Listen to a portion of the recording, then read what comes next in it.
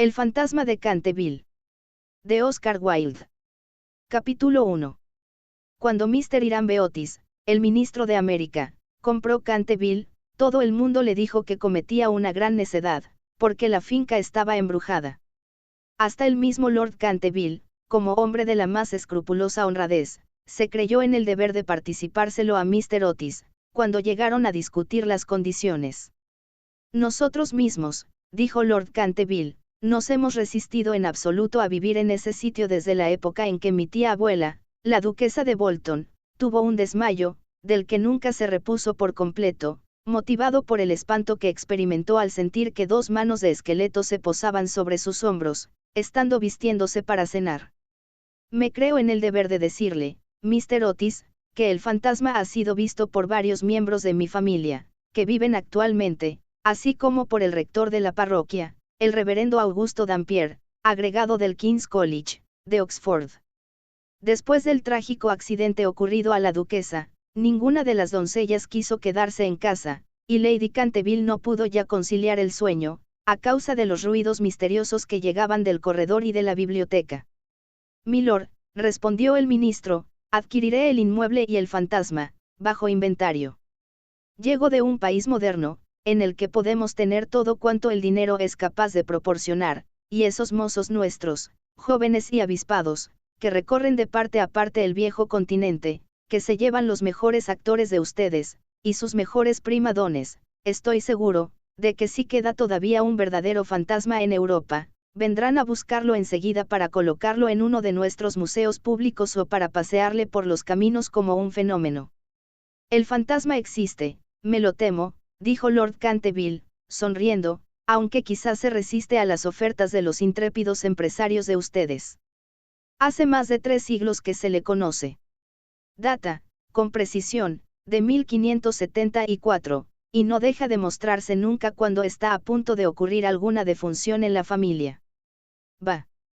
Los médicos de cabecera hacen lo mismo, Lord Canterville.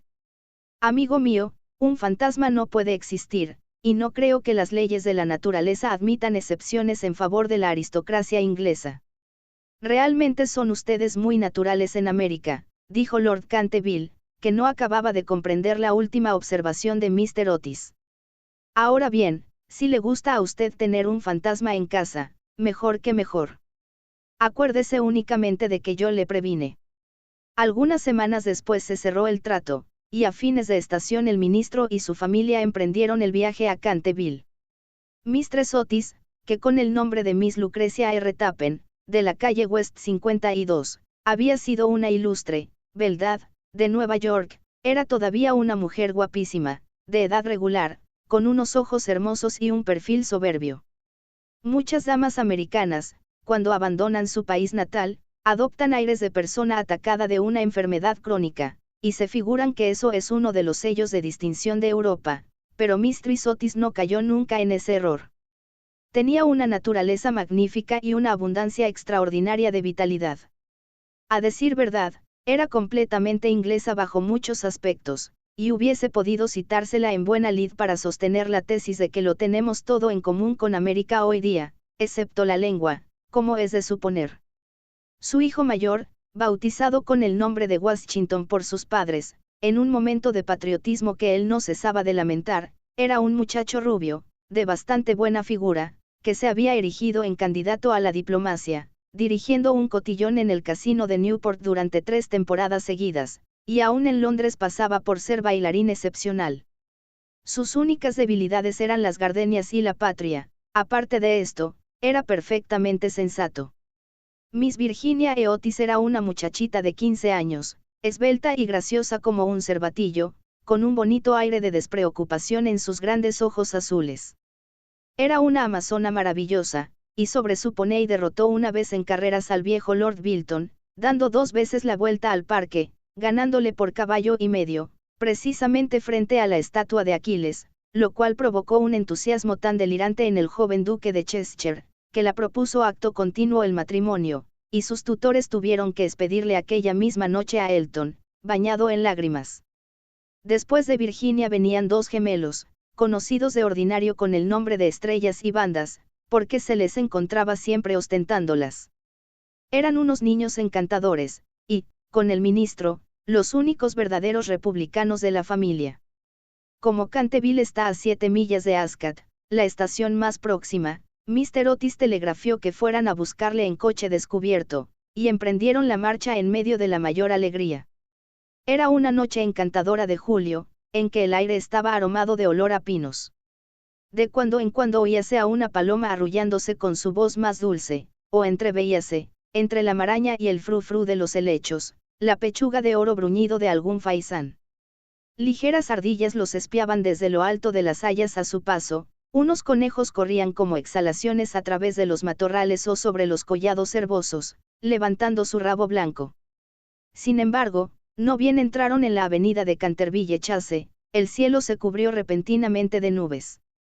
Un extraño silencio pareció invadir toda la atmósfera, una gran bandada de cornejas cruzó calladamente por encima de sus cabezas, y antes de que llegasen a la casa ya habían caído algunas gotas. En los escalones se hallaba para recibirles una vieja, pulcramente vestida de seda negra, con cofia y delantal blancos. Era Mistress Umney, el ama de gobierno que Mistress Otis, a vivos requerimientos de Lady Canterville, accedió a conservar en su puesto. Hizo una profunda reverencia a la familia cuando echaron pie a tierra, y dijo, con un singular acento de los buenos tiempos antiguos, les doy la bienvenida a Canterville.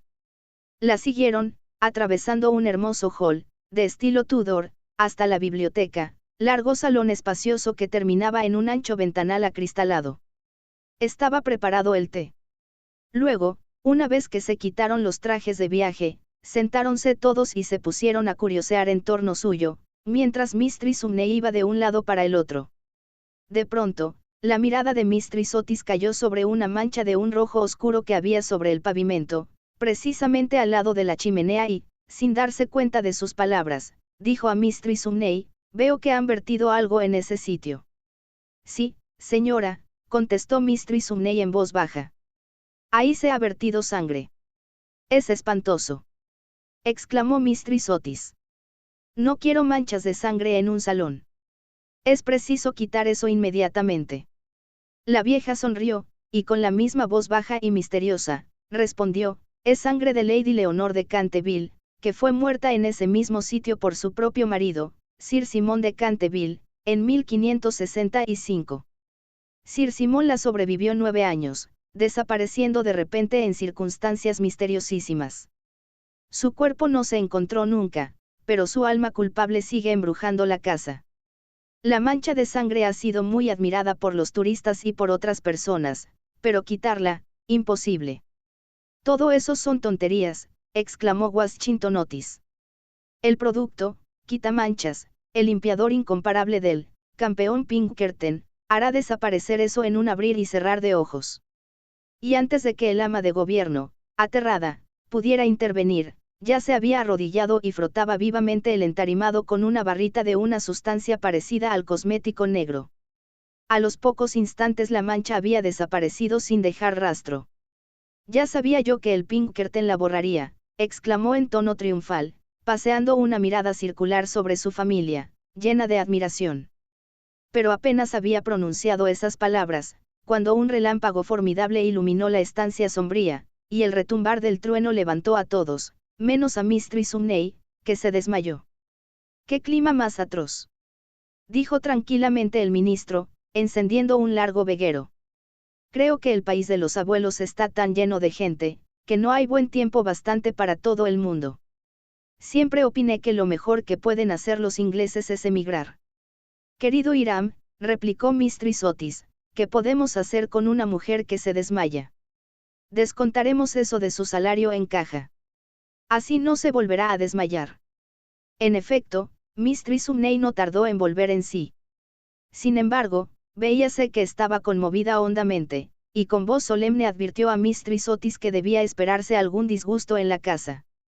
Señores, he visto con mis propios ojos algunas cosas, que pondrían los pelos de punta a cualquier cristiano. Y durante noches y noches no he podido pegar los ojos a causa de los hechos terribles que pasaban.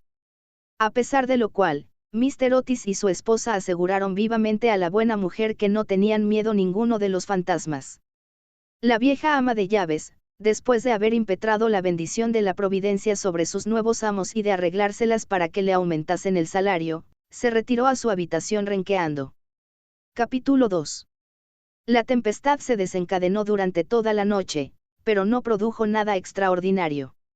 Al día siguiente, por la mañana, cuando bajaron a almorzar, encontraron de nuevo la terrible mancha sobre el entarimado. No creo que tenga la culpa el limpiador sin rival, dijo Washington, pues lo he ensayado sobre toda clase de manchas. Debe de ser cosa del fantasma. En consecuencia, borró la mancha, después de frotar un poco. Al otro día, por la mañana, había reaparecido. Y, sin embargo, la biblioteca permanecía cerrada la noche anterior, llevándose arriba la llave Mistress Otis. Desde entonces, la familia empezó a interesarse por aquello. Mr. Otis se hallaba a punto de creer que había estado demasiado dogmático negando la existencia de los fantasmas. Mistress Otis expresó su intención de afiliarse a la Sociedad Psíquica, y Washington preparó una larga carta a Mr. Myers y Podmone, basada en la persistencia de las manchas de sangre cuando provienen de un crimen. Aquella noche disipó todas las dudas sobre la existencia objetiva de los fantasmas. La familia había aprovechado la frescura de la tarde para dar un paseo en coche. Regresaron a las 9, tomando una ligera cena. La conversación no recayó ni un momento sobre los fantasmas, de manera que faltaban hasta las condiciones más elementales de espera y de receptibilidad, que preceden tan a menudo a los fenómenos psíquicos.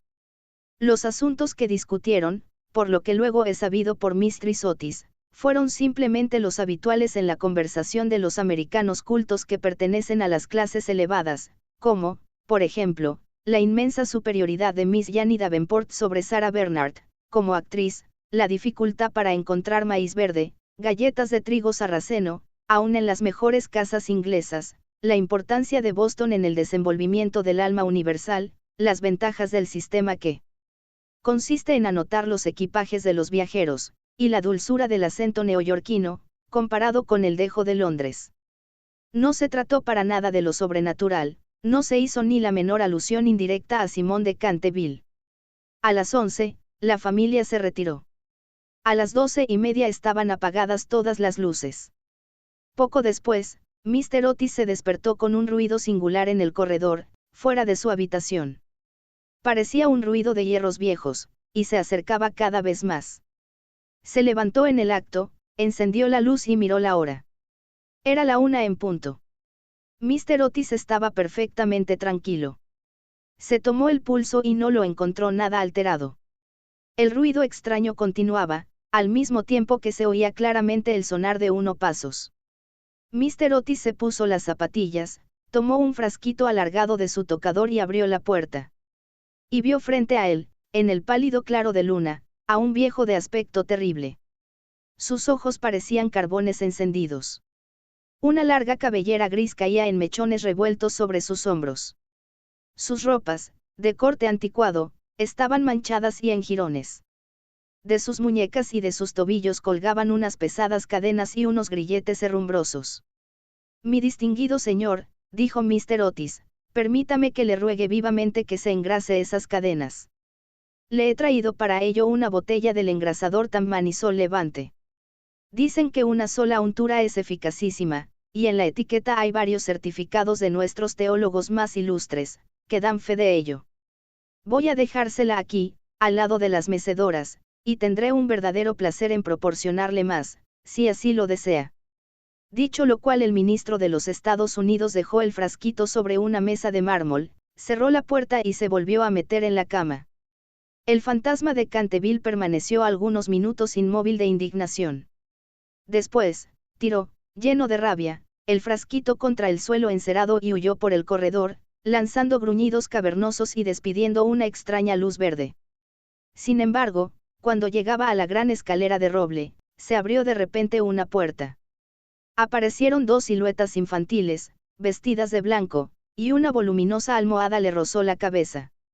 Evidentemente, no había tiempo que perder, así es que, utilizando como medio de fuga la cuarta dimensión del espacio, se desvaneció a través del estuco, y la casa recobró su tranquilidad. Llegado a un cuartito secreto del ala izquierda, se adosó a un rayo de luna para tomar aliento, y se puso a reflexionar para darse cuenta de su situación. Jamás en toda su brillante carrera, que duraba ya 300 años seguidos, fue injuriado tan groseramente.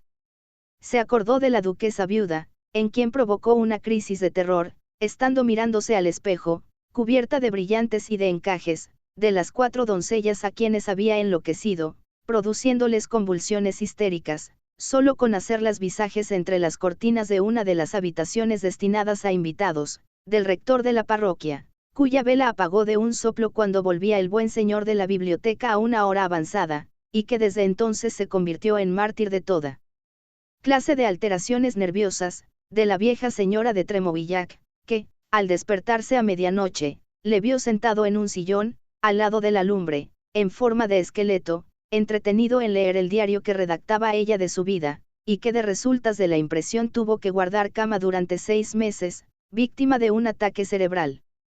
Una vez curada se reconcilió con la Iglesia y rompió toda clase de relaciones con el señalado escéptico Messier de Voltaire.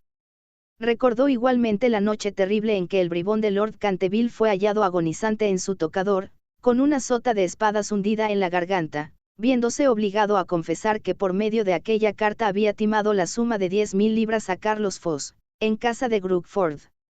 Y juraba que aquella carta se la hizo tragar el fantasma. Todas sus grandes hazañas le volvían a la mente. Vio desfilar al mayordomo que se levantó la tapa de los sesos por haber visto una mano verde tamborilear sobre los cristales, y la bella Lady Steffield, condenada a llevar alrededor del cuello un collar de terciopelo negro para tapar la señal de 5 dedos, impresos como un hierro candente sobre su blanca piel, y que terminó por ahogarse en el vivero que había al extremo de la Avenida Real. Y, lleno del entusiasmo ególatra del verdadero artista, pasó revista a sus creaciones más célebres. Se dedicó una amarga sonrisa al evocar su última aparición en el papel de Rubén el Rojo, o El Rorro Estrangulado, su debut en el Gibeon, el vampiro flaco del páramo de Bebley, y el furor que causó una tarde encantadora de junio solo con jugar a los bolos con sus propios huesos sobre el campo de hierba de lawn tennis. ¿Y todo para qué? Para que unos miserables americanos le ofreciesen el engrasa marca Sol Levante y le tirasen almohadas a la cabeza. Era realmente intolerable. Además, la historia nos enseña que jamás fue tratado ningún fantasma de aquella manera. Llegó a la conclusión de que era preciso tomarse la revancha, y permaneció hasta el amanecer en actitud de profunda meditación. Capítulo 3. Cuando a la mañana siguiente el almuerzo reunió a la familia Otis, se discutió extensamente acerca del fantasma. El ministro de los Estados Unidos estaba, como era natural, un poco ofendido viendo que su ofrecimiento no había sido aceptado. No quisiera en modo alguno injuriar personalmente al fantasma, dijo, y reconozco que, dada la larga duración de su estancia en la casa, no era nada cortés tirarle una almohada a la cabeza. Siento tener que decir que esta observación tan justa provocó una explosión de risa en los gemelos. Pero, por otro lado, prosiguió Mr. Otis, si se empeña, sin más ni más, en no hacer uso del engrasador marca Sol Levante, nos veremos precisados a quitarle las cadenas. No habría manera de dormir con todo ese ruido a la puerta de las alcobas. Pero, sin embargo, en el resto de la semana no fueron molestados. Lo único que les llamó la atención fue la reaparición continua de la mancha de sangre sobre el parquet de la biblioteca. Era realmente muy extraño, tanto más cuanto que Mistress Otis cerraba la puerta con llave por la noche, igual que las ventanas. Los cambios de color que sufría la mancha, comparables a los de un camaleón, produjeron asimismo frecuentes comentarios en la familia. Una mañana era de un rojo oscuro, casi violáceo, otras veces era vermellón, luego, de un púrpura espléndido, y un día, cuando bajaron a rezar, según los ritos sencillos de la libre Iglesia Episcopal Reformada de América, la encontraron de un hermoso verde esmeralda. Como era natural, estos cambios caleidoscópicos divirtieron grandemente a la reunión y hacíanse apuestas todas las noches con entera tranquilidad. La única persona que no tomó parte en la broma fue la joven Virginia. Por razones ignoradas, sentíase siempre impresionada ante la mancha de sangre, y estuvo a punto de llorar la mañana que apareció verde esmeralda. El fantasma hizo su aparición el domingo por la noche. Al poco tiempo de estar todos ellos acostados, les alarmó un enorme estrépito que se oyó en el hall. Bajaron apresuradamente, y se encontraron con que una armadura completa se había desprendido de su soporte, cayendo sobre las losas. Cerca de allí, sentado en un sillón de alto respaldo, el fantasma de Canterville se restregaba las rodillas, con una expresión de agudo dolor sobre su rostro. Los gemelos, que se habían provisto de sus cañas de majuelos, le lanzaron inmediatamente 2 huesos, con esa seguridad de puntería que solo se adquiere a fuerza de largos y pacientes ejercicios sobre el profesor de caligrafía. Mientras tanto, el ministro de los Estados Unidos mantenía al fantasma bajo la amenaza de su revólver, y, conforme a la etiqueta californiana, le instaba a levantar los brazos. El fantasma se alzó bruscamente, lanzando un grito de furor salvaje, y se disipó en medio de ellos, como una niebla, apagando de paso la vela de Washington Otis y dejándolos a todos en la mayor oscuridad. Cuando llegó a lo alto de la escalera, una vez dueño de sí, se decidió a lanzar su célebre repique de carcajadas satánicas. Contaba la gente que aquello hizo encanecer en una sola noche el peluquín de Lord Dracker. Y que no necesitaron más de 3 sucesivas amas de gobierno para decidirse, dimitir, antes de terminar el primer mes en su cargo.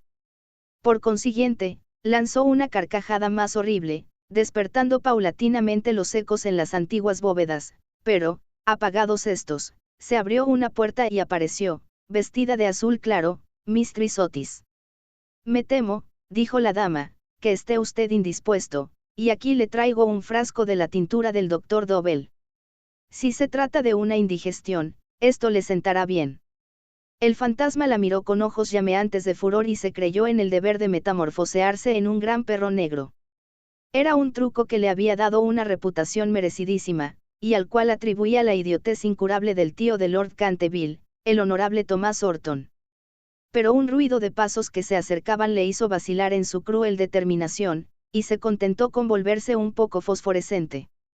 Enseguida se desvaneció, después de lanzar un gemido sepulcral, porque los gemelos iban a darle alcance.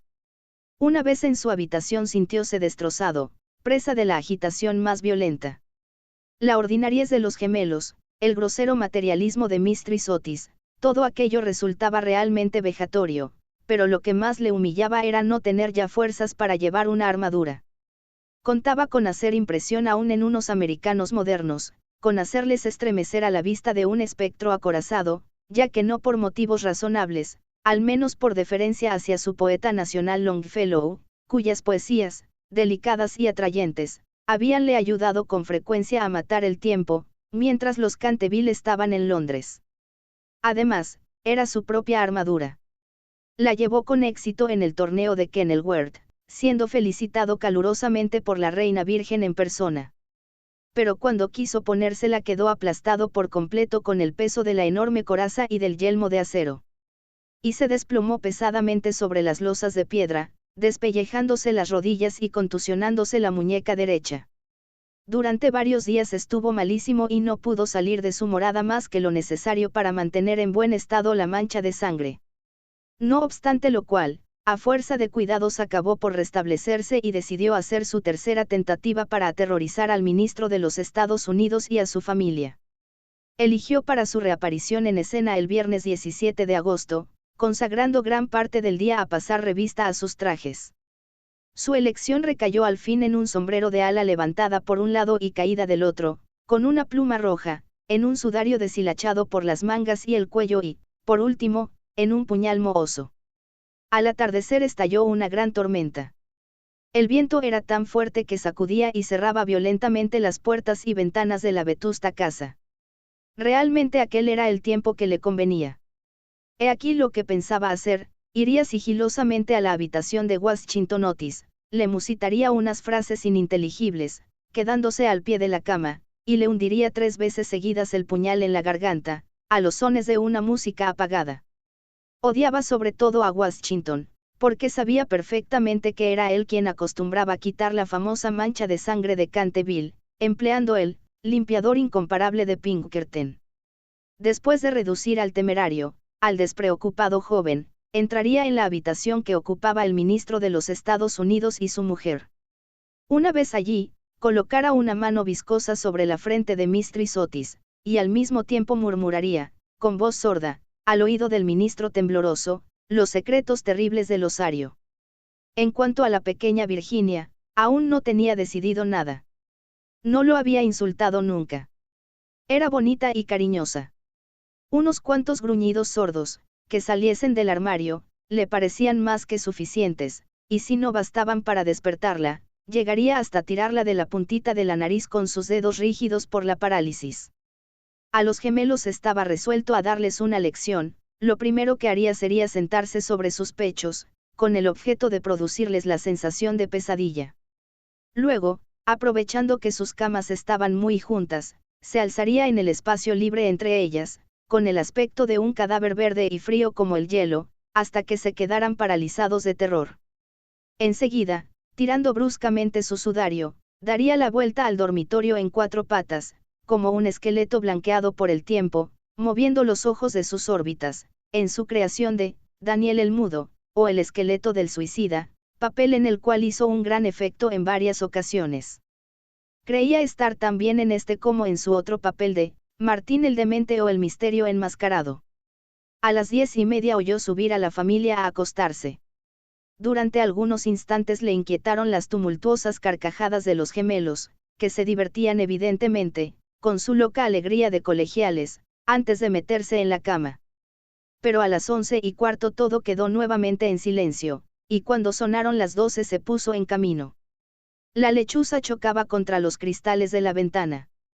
El cuervo cracitaba en el hueco de un tejo centenario y el viento gemía vagando alrededor de la casa, como un alma en pena, pero la familia Otis dormía, sin sospechar la suerte que le esperaba.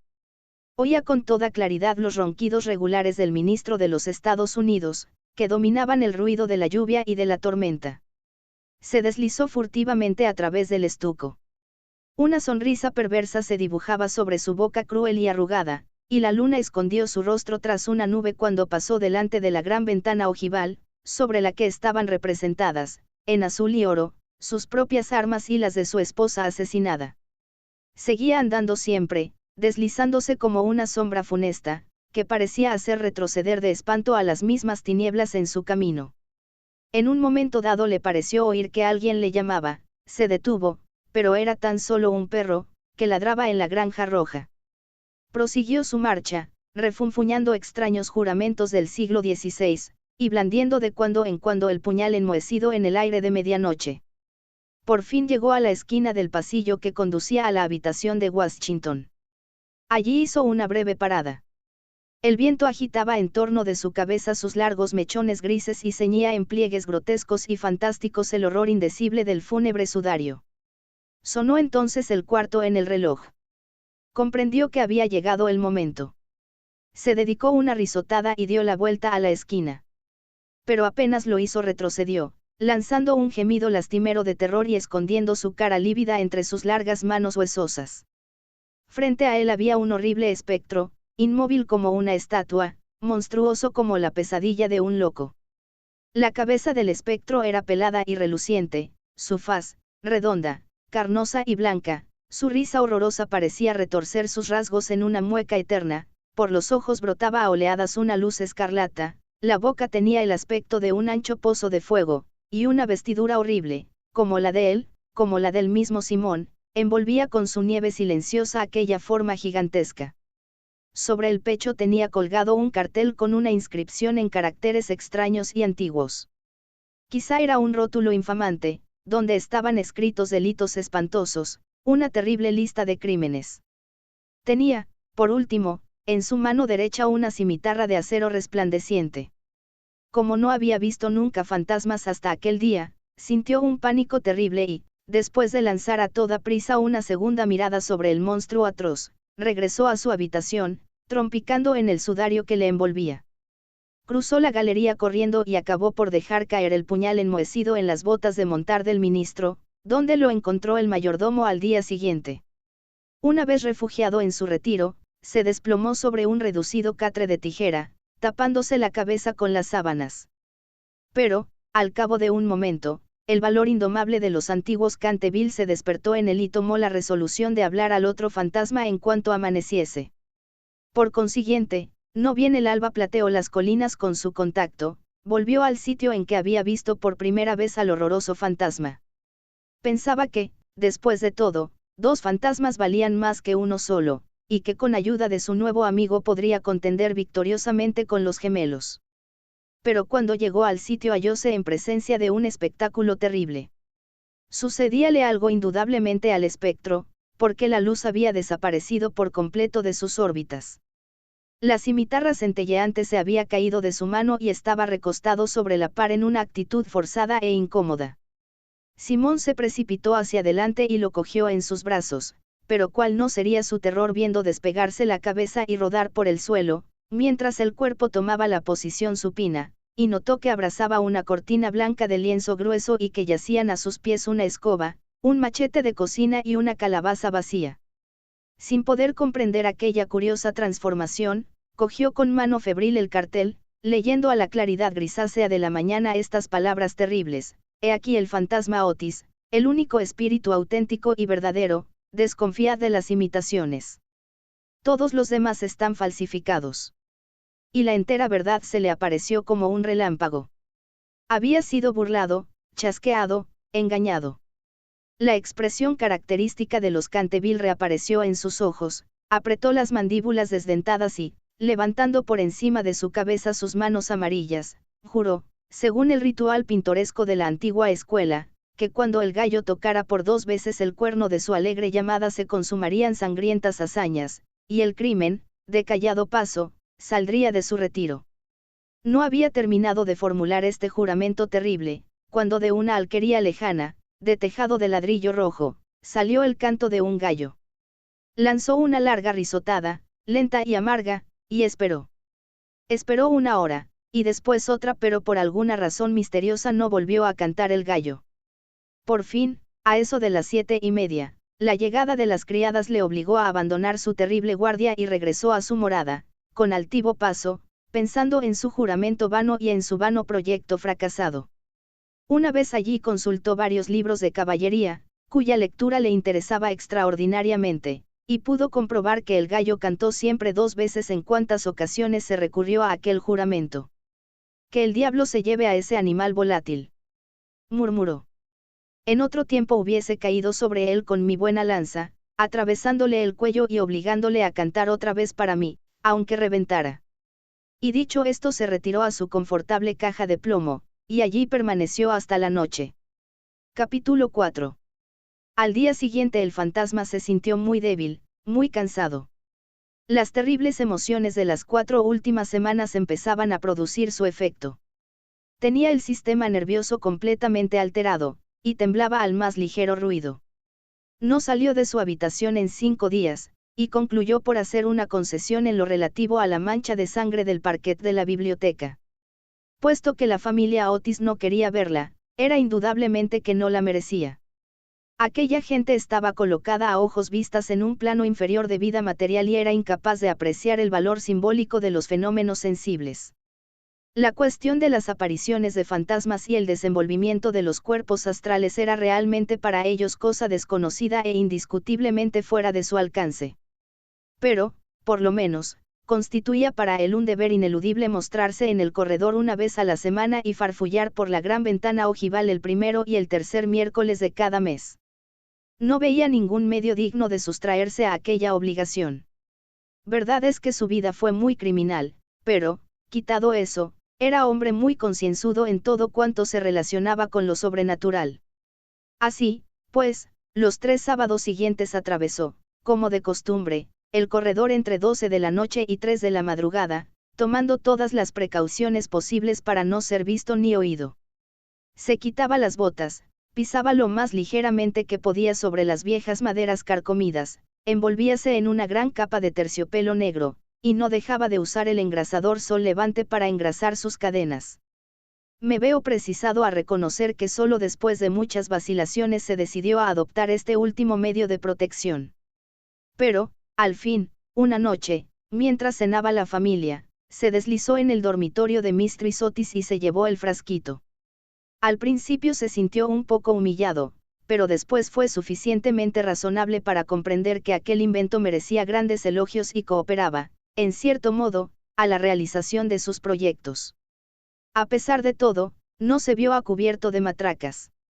No dejaban nunca de tenderle cuerdas de lado a lado del corredor para hacerle tropezar en la oscuridad, y una vez que se había disfrazado para el papel de Isaac el Negro o el cazador del bosque de Oxley, cayó cuán largo era al poner el pie sobre una pista de maderas enjabonadas que habían colocado los gemelos desde el umbral del salón de tapices hasta la parte alta de la escalera de roble. Esta última afrenta le dio tal rabia, que decidió hacer un esfuerzo para imponer su dignidad y consolidar su posición social, y formó el proyecto de visitar a la noche siguiente a los insolentes chicos de Eton, en su célebre papel de Ruperto el Temerario o el Conde sin Cabeza. No se había mostrado con aquel disfraz desde hacía 60 años, es decir, desde que causó con él tal pavor a la bella Lady Barbara Mowdish, que ésta retiró su consentimiento al abuelo de actual Lord Canterville y se fugó a Gretna Green con el arrogante Hutch Castletown, jurando que por nada del mundo consentiría en emparentar con una familia que toleraba los paseos de un fantasma tan horrible por la terraza, al atardecer. El pobre Jack fue al poco tiempo muerto en duelo por Lord Canterville en la pradera de Wandsworth, y Lady Barbara murió de pena en Tunbridge Wells antes de terminar el año, así es que fue un gran éxito por todos conceptos. Sin embargo, era, permitiéndome emplear un término de argot teatral para aplicarlo uno de los mayores misterios del mundo sobrenatural, o en lenguaje más científico, del mundo superior a la naturaleza, era, repito, una creación de las más difíciles, y necesitó sus 3 buenas horas para terminar los preparativos. Por fin, todo estuvo listo, y él contentísimo de su disfraz. Las grandes botas de montar, que hacían juego con el traje, eran, eso sí, un poco holgadas para él, y no pudo encontrar más que una de las 2 pistolas del arzón, pero, en general, quedó satisfechísimo, y a la 1:15 pasó a través del estuco y bajó al corredor. Cuando estuvo cerca de la habitación ocupada por los gemelos, a la que llamaré el dormitorio azul, por el color de sus cortinajes, se encontró con la puerta entreabierta. A fin de hacer una entrada sensacional, la empujó con violencia, pero se le vino encima una jarra de agua que le empapó hasta los huesos, no dándole en el hombro por unos milímetros. Al mismo tiempo oyó unas risas sofocadas que partían de la doble cama con dosel. Su sistema nervioso sufrió tal conmoción, que regresó a sus habitaciones a todo escape, y al día siguiente tuvo que permanecer en la cama con un fuerte reuma. El único consuelo que tuvo fue el de no haber llevado su cabeza sobre los hombros, pues sin esto las consecuencias hubieran podido ser más graves. Desde entonces renunció para siempre a espantar a aquella recia familia de americanos, y se limitó a vagar por el corredor, con zapatillas de orillo, envuelto el cuello en una gruesa bufanda, por temor a las corrientes de aire, y provisto de un pequeño arcabuz, para el caso en que fuese atacado por los gemelos.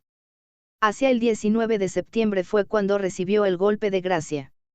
Había bajado por la escalera hasta el espacioso hall, seguro de que en aquel sitio por lo menos estaba a cubierto de jugarretas, y se entretenía en hacer observaciones satíricas sobre las grandes fotografías del ministro de los Estados Unidos y de su mujer, hechas en casa de Saroff. Iba vestido sencilla, pero decentemente, con un largo sudario salpicado de moho de cementerio. Habíase atado la quijada con una tira de tela y llevaba una linternita y un azadón de sepulturero. En una palabra, iba disfrazado de Jonas el desenterrador, o el ladrón de cadáveres de Chertsey Barn. Era una de sus creaciones más notables y de las que guardaban recuerdo, con más motivo, los Canterville, ya que fue la verdadera causa de su riña con Lord Trafford, vecino suyo. Serían próximamente las 2:15 de la madrugada, y, a su juicio, no se movía nadie en la casa.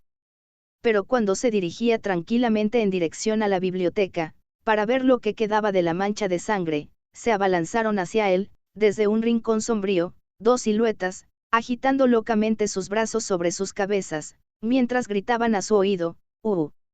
¡Uh! ¡Uh! Lleno de pánico, cosa muy natural en aquellas circunstancias, se precipitó hacia la escalera, pero entonces se encontró frente a Washington Otis, que le esperaba armado con la regadera del jardín, de tal modo, que, cercado por sus enemigos, casi acorralado, tuvo que evaporarse en la gran estufa de hierro colado, que, afortunadamente para él, no estaba encendida, y abrirse paso hasta sus habitaciones por entre tubos y chimeneas, llegando a su refugio en el tremendo estado en que lo pusieron la agitación, el hollín y la desesperación. Desde aquella noche no volvió a vérsele nunca de expedición nocturna. Los gemelos se quedaron muchas veces en acecho para sorprenderle, sembrando de cáscara de nuez los corredores todas las noches, con gran molestia de sus padres y criados. Pero fue inútil. Su amor propio estaba profundamente herido, sin duda, y no quería mostrarse. En vista de ello, Mr. Otis se puso a trabajar en su gran obra sobre la historia del Partido Demócrata, obra que había empezado 3 años antes. Mistress Otis organizó un clambaque extraordinario, del que se habló en toda la comarca. Los niños se dedicaron a jugar a la barra, al écarté, al póker y a otras diversiones nacionales de América. Virginia dio paseos a caballo por las carreteras, en compañía del duquesito de Cheshire, que se hallaba en Canterville pasando su última semana de vacaciones.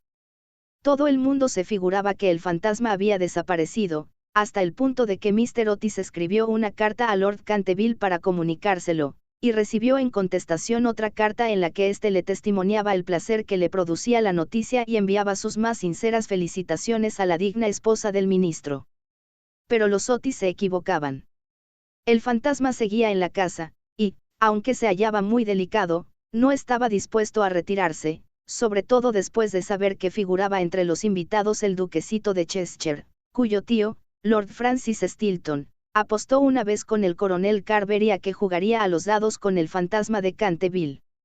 A la mañana siguiente se encontraron a Lord Stilton tendido sobre el suelo del salón de juego en un estado de parálisis tal que, a pesar de la edad avanzada que alcanzó, no pudo ya nunca pronunciar más palabras que estas, 6 doble.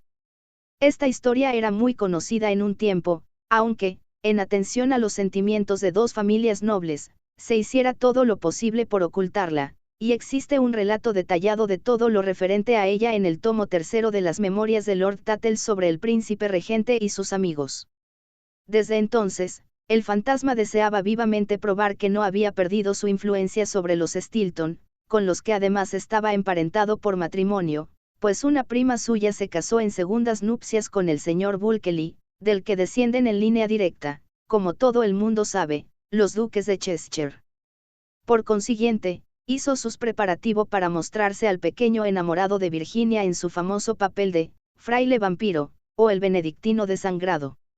Era un espectáculo espantoso, que cuando la vieja Lady Starbury se lo vio representar, es decir en víspera del año nuevo de 1764, empezó a lanzar chillidos agudos, que tuvieron por resultado un fuerte ataque de apoplejía y su fallecimiento al cabo de 3 días, no sin que desheredara antes a los Canterville y legase todo su dinero a su farmacéutico en Londres.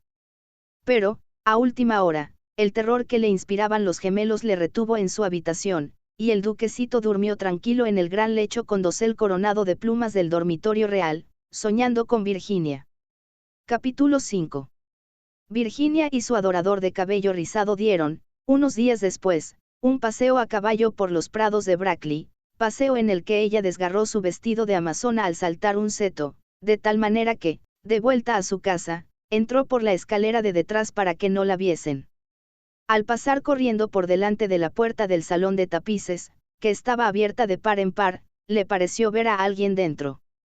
Pensó que sería la doncella de su madre, que iba con frecuencia a trabajar a esa habitación. Asomó la cabeza para encargarle que le cosiese el vestido. Pero, con gran sorpresa suya, quien allí estaba era el fantasma de Canterville en persona. Habíase acomodado ante la ventana, contemplando el oro llameante de los árboles amarillentos que revoloteaban por el aire, las hojas enrojecidas que bailaban locamente a lo largo de la gran avenida. Tenía la cabeza apoyada en una mano, y toda su actitud revelaba el desaliento más profundo. Realmente presentaba un aspecto tan abrumado, tan abatido, que la pequeña Virginia, en vez de ceder a su primer impulso, que fue echar a correr a encerrarse en su cuarto, se sintió llena de compasión y tomó el partido de ir a consolarle. Tenía la muchacha un paso tan ligero y él una melancolía tan honda, que no se dio cuenta de su presencia hasta que le habló. Lo he sentido mucho por usted, dijo, pero mis hermanos regresan mañana a Eton, entonces, si se porta usted bien nadie le atormentará. Es inconcebible pedirme que me porte bien, le respondió, contemplando estupefacto a la jovencita que tenía la audacia de dirigirle la palabra. Perfectamente inconcebible. Es necesario que yo sacuda mis cadenas, que gruña por los agujeros de las cerraduras y que corretee de noche. Eso es lo que usted llama portarse mal. No tengo otra razón de ser. Eso no es una razón de ser. En sus tiempos fue usted muy malo, sabe. Mistress Umney nos dijo el día que llegamos que usted mató a su esposa. Sí, lo reconozco, respondió incautamente el fantasma. Pero era un asunto de familia y nadie tenía que meterse. Está muy mal matar a nadie, dijo Virginia, que a veces adoptaba un bonito gesto de gravedad puritana, heredado quizás de algún antepasado venido de Nueva Inglaterra. Oh, no puedo sufrir la severidad barata de la moral abstracta. Mi mujer era feísima. No almidonaba nunca lo bastante mis puños y no sabía nada de cocina. Mire usted, un día había yo cazado un soberbio ciervo en los bosques de Oxley, un hermoso macho de 2 años. Pues no puede usted figurarse cómo me lo sirvió. Pero, en fin, dejemos eso. Es asunto liquidado, y no encuentro nada bien que sus hermanos me dejasen morir de hambre, aunque yo la matase. Que lo dejaran morir de hambre. Oh señor fantasma. Don Simón, quiero decir, es que tiene usted hambre. Hay un sándwich en mi costurero. ¿Le gustaría? No, gracias, ahora ya no como, pero, de todos modos, lo encuentro amabilísimo por su parte. Es usted bastante más atenta que el resto de su horrible, arisca, ordinaria y ladrona familia. Basta. Exclamó Virginia, dando con el pie en el suelo. El arisco, el horrible y el ordinario lo es usted. En cuanto a lo de ladrón, bien sabe usted que me ha robado mis colores de la caja de pinturas para restaurar esa ridícula mancha de sangre en la biblioteca. Empezó usted por coger todos mis rojos, incluso el vermellón, imposibilitándome para pintar puestas de sol. Después agarró usted el verde esmeralda y el amarillo cromo. Y, finalmente, solo me queda el añil y el blanco. Así es que ahora no puedo hacer más que claros de luna, que da grima ver, e incomodísimos, además, de colorear. Y no le he acusado, aún estando fastidiada y a pesar de que todas esas cosas son completamente ridículas. ¿Se ha visto alguna vez sangre color verde esmeralda? Vamos a ver, dijo el fantasma, con cierta dulzura, ¿y qué iba yo a hacer? Es dificilísimo en los tiempos actuales agenciarse sangre de verdad, y ya que su hermano empezó con su quitamanchas incomparable, no veo por qué no iba yo a emplear los colores de usted para resistir. En cuanto al tono, es cuestión de gusto. Así, por ejemplo, los Canteville tienen sangre azul, la sangre más azul que existe en Inglaterra. Aunque ya sé que ustedes los americanos no hacen el menor caso de esas cosas. No sabe usted nada, y lo mejor que puede hacer es emigrar, y así se formará idea de algo. Mi padre tendrá un verdadero gusto en proporcionarle un pasaje gratuito, y aunque haya derechos de puertas elevadísimos sobre toda clase de cosas, no le pondrán dificultades en la aduana. Y una vez en Nueva York, puede usted contar con un gran éxito. Conozco infinidad de personas que darían $100,000 por tener antepasados y que sacrificarían mayor cantidad aún por tener un fantasma de familia. Creo que no me divertiría mucho en América. Quizás se deba a que allí no tenemos ni ruinas ni curiosidades, dijo burlonamente Virginia. ¿Qué curiosidades ni qué ruinas?, contestó el fantasma. Tienen ustedes su marina, sus modales. Buenas noches, voy a pedir a papá que conceda a los gemelos una semana más de vacaciones. No se vaya, Miss Virginia, se lo suplico, exclamó el fantasma. Estoy tan solo y soy tan desgraciado, que no sé qué hacer. Quisiera ir a acostarme y no puedo. Pues es inconcebible, no tiene usted más que meterse en la cama y apagar la luz. Algunas veces es dificilísimo permanecer despierto, sobre todo en una iglesia, pero, en cambio, dormir es muy sencillo. Ya ve usted, los gemelos saben dormir admirablemente, y no son de los más listos. Hace 300 años que no duermo, dijo el anciano tristemente, haciendo que Virginia abriese mucho sus hermosos ojos azules, llenos de asombro. Hace ya 300 años que no duermo, así es que me siento cansadísimo. Virginia adoptó un grave continente, y sus finos labios se movieron como pétalos de rosa. Se acercó y arrodillándose al lado del fantasma, contempló su rostro envejecido y arrugado. Pobrecito fantasma, profirió a media voz, y no hay ningún sitio donde pueda usted dormir. Allá lejos, pasando el pinar, respondió él en voz baja y soñadora, hay un jardincito. La hierba crece en el alta y espesa, allí pueden verse las grandes estrellas blancas de la cicuta, allí el ruiseñor canta toda la noche. Canta toda la noche, y la luna de cristal helado deja caer su mirada y el tejo extiende sus brazos de gigante sobre los durmientes. Los ojos de Virginia se empañaron de lágrimas y sepultó la cara entre sus manos. ¿Se refiere usted al jardín de la muerte?, murmuró. Sí, de la muerte, que debe ser hermosa. Descansar en la blanda tierra oscura, mientras las hierbas se balancean encima de nuestra cabeza y escuchar el silencio. No tener ni ayer ni mañana. Olvidarse del tiempo y de la vida, morar en paz. Usted puede ayudarme, usted puede abrirme de par en par las puertas de la muerte, porque el amor le acompaña a usted siempre, y el amor es más fuerte que la muerte. Virginia tembló.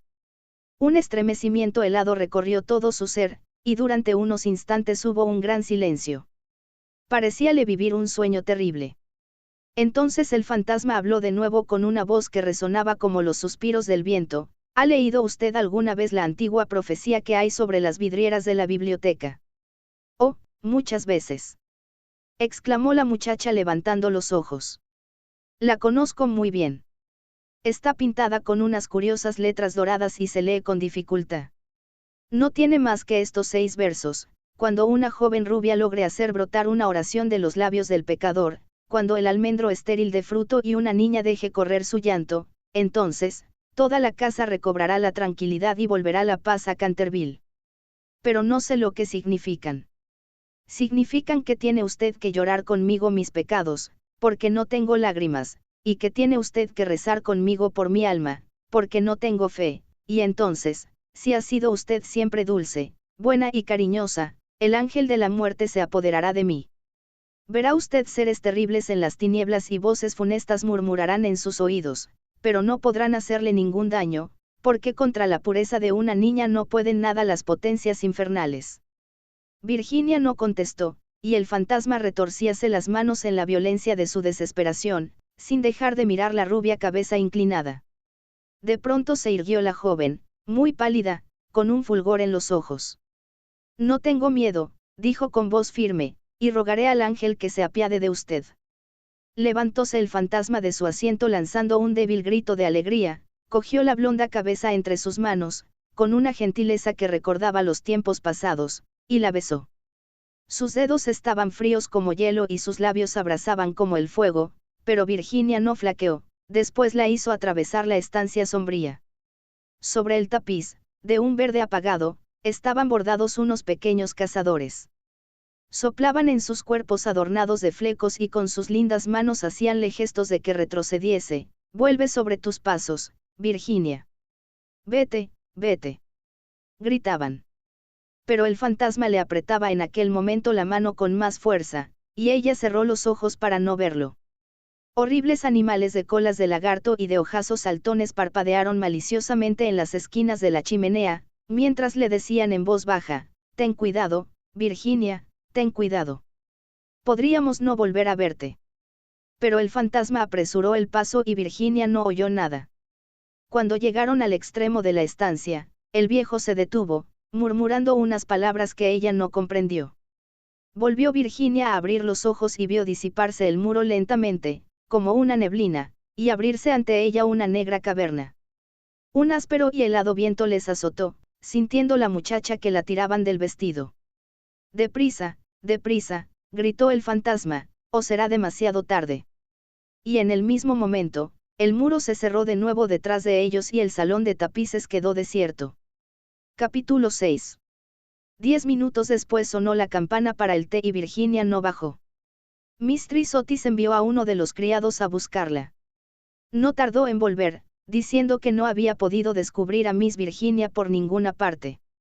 Como la muchacha tenía la costumbre de ir todas las tardes al jardín a recoger flores para la cena, Mistress Otis no se inquietó lo más leve. Pero sonaron las 6 y Virginia no aparecía. Entonces su madre se sintió seriamente intranquila y envió a sus hijos en su busca, mientras ella y su marido recorrían todas las habitaciones de la casa. A las 6:30 volvieron los gemelos, diciendo que no habían encontrado huella de su hermana por parte alguna. Entonces se conmovieron todos extraordinariamente, y nadie sabía qué hacer, cuando Mr. Otis recordó de repente que pocos días antes habían permitido acampar en el parque a una tribu de gitanos. Así es que salió inmediatamente para Blackfell Hollow, acompañado de su hijo mayor y de 2 de sus criados de la granja. El duquesito de Cheshire, completamente loco de inquietud, rogó con insistencia a Mr. Otis que lo dejase acompañarle, mas este se negó temiendo algún jaleo. Pero cuando llegó al sitio en cuestión vio que los gitanos se habían marchado. Se dieron prisa a huir, sin duda alguna, pues el fuego ardía todavía y quedaban platos sobre la hierba. Después de mandar a Washington y a los 2 hombres que registrasen los alrededores, se apresuró a regresar y envió telegramas a todos los inspectores de policía del condado, rogándoles buscasen a una joven raptada por unos vagabundos o gitanos. Luego hizo que le trajeran su caballo, y después de insistir para que su mujer y sus 3 hijos se sentaran a la mesa, partió con un groom por el camino de Ascot. Había recorrido apenas 2 millas, cuando oyó un galope a su espalda. Se volvió, viendo al duquesito que llegaba en su poney, con la cara sofocada y la cabeza descubierta. «Lo siento muchísimo», le dijo el joven con voz entrecortada, «pero me es imposible comer mientras Virginia no aparezca. Se lo ruego, no se enfade conmigo. Si nos hubiera permitido casarnos el año último, no habría pasado esto nunca. No me rechaza usted, ¿verdad? No puedo ni quiero irme». El ministro no pudo menos que dirigir una sonrisa a aquel mozo guapo y atolondrado, conmovidísimo ante la abnegación que mostraba por Virginia. Inclinándose sobre su caballo, le acarició los hombros bondadosamente, y le dijo, «Pues bien, Cecil, ya que insiste usted en venir, no me queda más remedio que admitirle en mi compañía, pero, eso sí, tengo que comprarle un sombrero en Ascot». «Al diablo sombreros. Lo que quiero es a Virginia», exclamó el duquesito, riendo. Y acto seguido galoparon hasta la estación. Una vez allí, Mr. Otis preguntó al jefe si no habían visto en el andén de salida a una joven cuyas señas correspondiesen con las de Virginia, pero no averiguó nada sobre ella. No obstante lo cual, el jefe de la estación expidió telegramas a las estaciones del trayecto, ascendentes y descendentes, y le prometió ejercer una vigilancia minuciosa. Enseguida, después de comprar un sombrero para el duquesito en una tienda de novedades que se disponía a cerrar, Mr. Otis cabalgó hasta Bexley, pueblo situado 4 millas más allá, y que, según le dijeron, era muy frecuentado por los gitanos. Hicieron levantarse al guarda rural, pero no pudieron conseguir ningún dato de él. Así es que, después de atravesar la plaza, los 2 jinetes tomaron otra vez el camino de casa, llegando a Canterville a eso de las 11, rendidos de cansancio y con el corazón desgarrado por la inquietud. Se encontraron allí con Washington y los gemelos, esperándolos a la puerta con linternas, porque la avenida estaba muy oscura. No se había descubierto la menor señal de Virginia. Los gitanos fueron alcanzados en el prado de Brackley, pero no estaba la joven entre ellos. Explicaron la prisa de su marcha, diciendo que habían equivocado el día en que debía celebrarse la feria de Chorlton y que el temor de llegar demasiado tarde les obligó a darse prisa. Además, parecieron desconsolados por la desaparición de Virginia, pues estaban agradecidísimos a Mr. Otis por haberles permitido acampar en su parque. 4 de ellos se quedaron detrás para tomar parte en las pesquisas. Se hizo vaciar el estanque de las carpas. Registraron la finca en todos los sentidos pero no consiguieron nada. Era evidente que Virginia estaba perdida, al menos por aquella noche, y fue con un aire de profundo abatimiento como entraron en casa Mr. Otis y los jóvenes, seguidos del groom, que llevaba de las brides al caballo y al poney. En el hall encontráronse con el grupo de criados, llenos de terror. La pobre Mistress Otis estaba tumbada sobre un sofá de la biblioteca, casi loca de espanto y de ansiedad, y la vieja ama de gobierno le humedecía la frente con agua de colonia. Fue una comida tristísima. No se hablaba apenas, y hasta los mismos gemelos parecían despavoridos y consternados, pues querían mucho a su hermana. Cuando terminaron, Mr. Otis, a pesar de los ruegos del duquesito, mandó que todo el mundo se acostase, ya que no podía hacer cosa alguna aquella noche. Al día siguiente telegrafiaría a Scotland Yard para que pusieran inmediatamente varios detectives a su disposición. Pero he aquí que en el preciso momento en que salían del comedor sonaron las 12 en reloj de la torre. Apenas acababan de extinguirse las vibraciones de la última campanada, cuando oyóse un crujido acompañado de un grito penetrante. Un trueno formidable bamboleó la casa, una melodía, que no tenía nada de terrenal, flotó en el aire.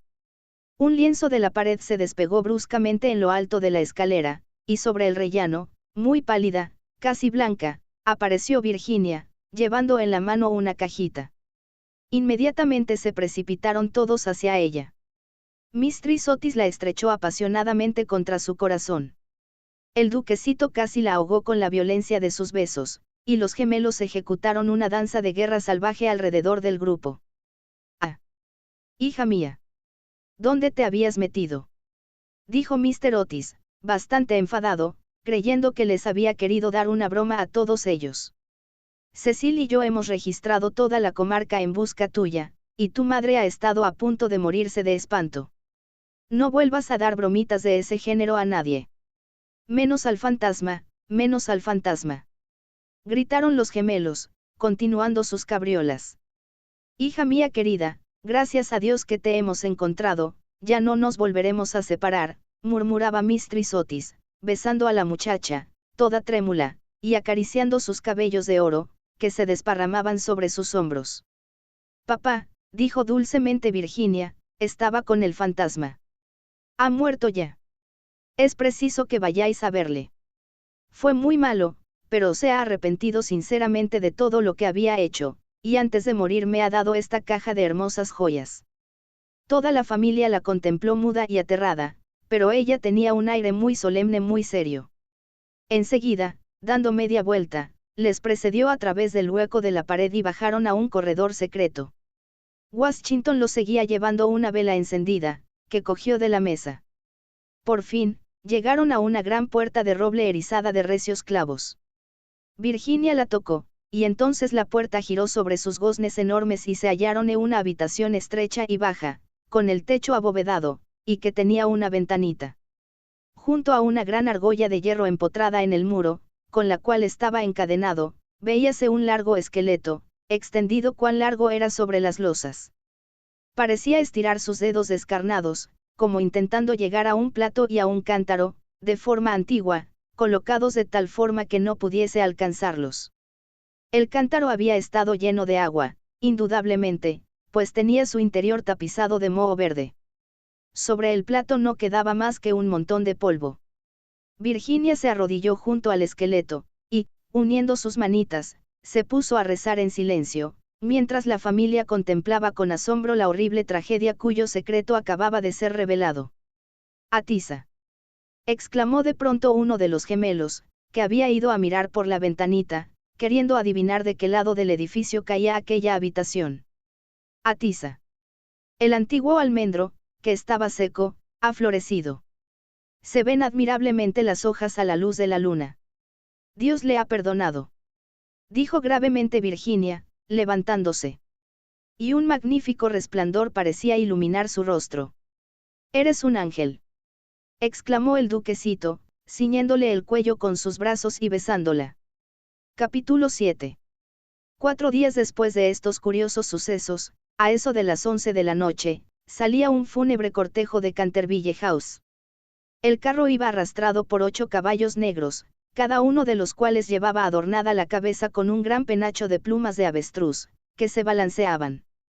La caja, de plomo, iba cubierta con un rico paño de púrpura, sobre el cual estaban bordadas en oro las armas de los Canterville. A cada lado del carro y de los coches marchaban los criados llevando antorchas encendidas. Toda aquella comitiva tenía un aspecto grandioso e impresionante. Lord Canterville presidía el duelo, había venido del país de Gales expresamente para asistir al entierro, y ocupaba el primer coche, con la pequeña Virginia. Después iban el ministro de los Estados Unidos y su esposa, y detrás, Washington y los 2 muchachos. En el último coche iba Mistress Umney. Todo el mundo convino en que, después de haber sido atemorizada por el fantasma, por espacio de más de 50 años, tenía realmente derecho de verle desaparecer para siempre. Cavaron una profunda fosa en un rincón del cementerio, precisamente bajo el tejo centenario, y dijo las últimas oraciones, del modo más patético, el reverendo Augusto Dampier. Luego, al bajar la caja a la fosa, Virginia se adelantó, colocando encima de ella una gran cruz hecha con flores de almendro, blancas y rojas. En aquel momento salió la luna de detrás de una nube e inundó el cementerio con sus silenciosas oleadas de plata, y de un bosquecillo cercano se elevó el canto de un ruiseñor. Virginia recordó la descripción que le hizo el fantasma del jardín de la muerte, sus ojos se llenaron de lágrimas y apenas pronunció una palabra durante el regreso. A la mañana siguiente, antes que Lord Canterville partiese para la ciudad, Mistress Otis conferenció con él respecto de las joyas entregadas por el fantasma a Virginia. Eran soberbias, magníficas. Había, sobre todo, un collar de rubíes, en una antigua montura veneciana, que era un espléndido trabajo del siglo XVI, y el conjunto representaba tal cantidad que Mr. Otis sentía vivos escrúpulos en permitir a su hija que se quedase con ellas. Milord, dijo el ministro, sé que en este país se aplica la mano muerta lo mismo a los objetos menudos que a las tierras, y es evidente, evidentísimo para mí, que estas joyas deben quedar en poder de usted como legado de familia. Le ruego, por tanto, que consienta en llevárselas a Londres, considerándolas simplemente como una parte de su herencia que le fuera restituida en circunstancias extraordinarias. En cuanto a mi hija, no es más que una chiquilla, y hasta hoy, me complace decirlo, siente poco interés por estas futilezas de lujo superfluo. He sabido igualmente por Mistress Otis, cuya autoridad no es despreciable en cosas de arte, dicho sea de paso, pues ha tenido la suerte de pasar varios inviernos en Boston, siendo muchacha, que esas piedras preciosas tienen un gran valor monetario, y que si se pusieran en venta producirían una bonita suma. En estas circunstancias, Lord Canterville, reconocerá usted, indudablemente, que no puedo permitir que queden en manos de ningún miembro de la familia. Además de que todos esos bibelots y todos esos juguetes, por muy apreciados y necesitados que sean a la dignidad de la aristocracia británica, estarían fuera de lugar entre personas educadas según los severos principios, pudiera decirse, de la sencillez republicana. Quizá me atrevería a asegurar que Virginia tiene gran interés en que la deje usted la cajita que encierra esas joyas, en recuerdo de las locuras y el infortunio del antepasado. Y como esa caja está muy vieja y, por consiguiente, deterioradísima, quizá encuentre usted razonable acoger favorablemente su petición. En cuanto a mí, confieso que me sorprende grandemente ver a uno de mis hijos demostrar interés por una cosa de la Edad Media, y la única explicación que le encuentro es que Virginia nació en un barrio de Londres, al poco tiempo de regresar Mistress Otis de una excursión a Atenas. Lord Canterville escuchó imperturbable el discurso del digno ministro, atusándose de cuando en cuando su bigote gris, para ocultar una sonrisa involuntaria. Una vez que hubo terminado Mr. Otis, le estrechó cordialmente la mano, y contestó, mi querido amigo, su encantadora hijita ha prestado un servicio importantísimo a mi desgraciado antecesor. Mi familia y yo la estamos reconocidísimos por su maravilloso valor y por la sangre fría que ha demostrado. Las joyas le pertenecen, sin duda alguna, y creo, a fe mía, que si tuviese yo la suficiente insensibilidad para quitárselas, el viejo tunante saldría de su tumba al cabo de 15 días para infernarme la vida. En cuanto a que sean joyas de familia, no podrían serlo sino después de estar especificadas como tales en un testamento, en forma legal, y la existencia de estas joyas permaneció siempre ignorada. Le aseguro que son tan mías como de su mayordomo. Cuando Miss Virginia sea mayor, sospecho que le encantará tener cosas tan lindas que llevar. Además, Mr. Otis, olvida usted que adquirió usted el inmueble y el fantasma bajo inventario. De modo que todo lo que pertenece al fantasma le pertenece a usted. A pesar de las pruebas de actividad que ha dado Sir Simon por el corredor, no por eso deja de estar menos muerto, desde el punto de vista legal, y su compra le hace a usted dueño de lo que le pertenecía a él. Mr. Otis se quedó muy preocupado ante la negativa de Lord Canterville, y le rogó que reflexionara nuevamente su decisión, pero el excelente par se mantuvo firme y terminó por convencer al ministro de que aceptase el regalo del fantasma. Cuando, en la primavera de 1890, la duquesita de Cheshire fue presentada por primera vez en la recepción de la reina, con motivo de su casamiento, sus joyas fueron motivo de general admiración. Porque Virginia fue agraciada con el tortil o lambrequín de baronía, que se otorga como recompensa a todas las americanitas juiciosas, y se casó con su novio en cuanto éste tuvo edad para ello. Eran ambos tan agradables y se amaban de tal modo, que a todo el mundo le encantó ese matrimonio, menos a la vieja marquesa de Dumbleton, que venía haciendo todo lo posible por atrapar al duquesito y casarle con una de sus 7 hijas. Para conseguirlo dio lo menos 3 grandes comidas costosísimas. Cosa rara, Mr. Otis sentía una gran simpatía personal por el duquesito, pero teóricamente era enemigo del particularismo, y, según sus propias palabras, era de temer que, entre las influencias debilitantes de una aristocracia ávida de placer, fueran olvidados por Virginia los verdaderos principios de la sencillez republicana. Pero nadie hizo caso de sus observaciones, y cuando avanzó por la nave lateral de la iglesia de San Jorge, en Hanover Square, llevando a su hija del brazo, no había hombre más orgulloso en toda Inglaterra. Después de la luna de miel, el duque y la duquesa regresaron a Canterville Chase, y al día siguiente de su llegada, por la tarde, fueron a dar una vuelta por el cementerio solitario próximo al Pinar. Al principio le preocupó mucho lo relativo a la inscripción que debía grabarse sobre la losa fúnebre de Sir Simon, pero concluyeron por decidir que se pondrían simplemente las iniciales del viejo gentilhombre y los versos escritos en la ventana de la biblioteca. La duquesa llevaba unas rosas magníficas, que desparramó sobre la tumba. Después de permanecer allí un rato, pasaron por las ruinas del claustro de la antigua abadía. La duquesa se sentó sobre una columna caída, mientras su marido, recostado a sus pies y fumando un cigarrillo, contemplaba sus lindos ojos. De pronto tiró el cigarrillo y, tomándole una mano le dijo: Virginia, una mujer no debe tener secretos con su marido. Y no los tengo, querido Cecil. Si los tienes, respondió sonriendo. No me has dicho nunca lo que sucedió mientras estuviste encerrada con el fantasma. Ni se lo he dicho a nadie, replicó gravemente Virginia. Ya lo sé, pero bien me lo podrías decir a mí. Cecil, te ruego que no me lo preguntes. No puedo realmente decírtelo. Pobre Sir Simon. Le debo mucho. Sí, no te rías, Cecil, le debo mucho realmente. Me hizo ver lo que es la vida, lo que significa la muerte y por qué el amor es más fuerte que la muerte. El duque se levantó para besar amorosamente a su mujer. Puedes guardar tu secreto mientras yo posea tu corazón, dijo a media voz. Siempre fue tuyo. Y se lo dirás algún día a nuestros hijos, ¿verdad? Virginia se ruborizó. Fin.